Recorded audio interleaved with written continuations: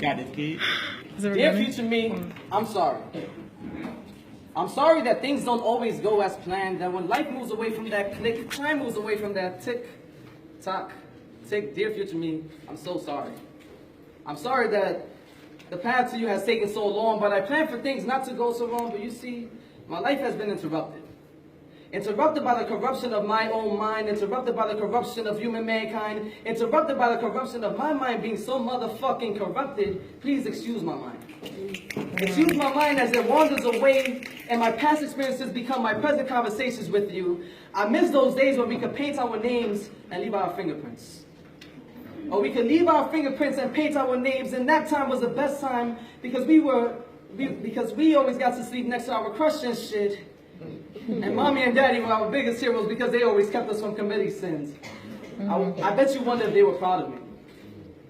You see, they always told me that society has downplayed the roles of minorities, slashing our lashes as if our ancestors never bled for me. Instead, they shackled my hands behind my back and they surrounded me by concrete. Then they dare order me to go to sleep at night. But they cannot help me sleep at night because the cold, shallow walls remind me of the cold, shallow halls of 1341 Plimpton Avenue, 170th Street, Bronx, New York. How the fuck could I forget about my past?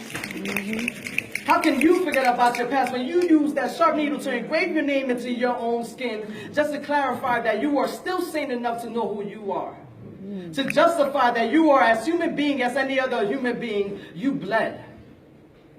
And when you bled that sweet smell of Puerto Rico's palm trees. From the slave trades to the man caves to the open mics, they claimed that we couldn't speak our words, but we spoke them right. No. We spoke them white because they claimed that without the suit and ties, our swag wasn't right.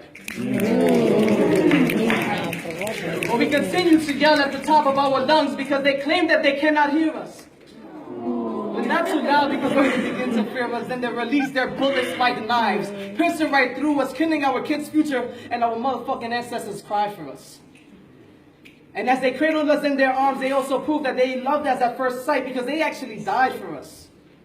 As they cradled us in their arms, the generations and generations, they sang that sweet, soft lullaby.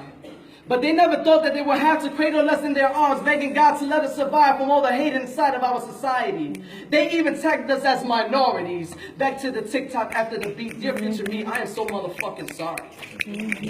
I'm sorry that life was so much to handle, but there's sometimes that society is too hard to handle. Dear future me, I'm sorry.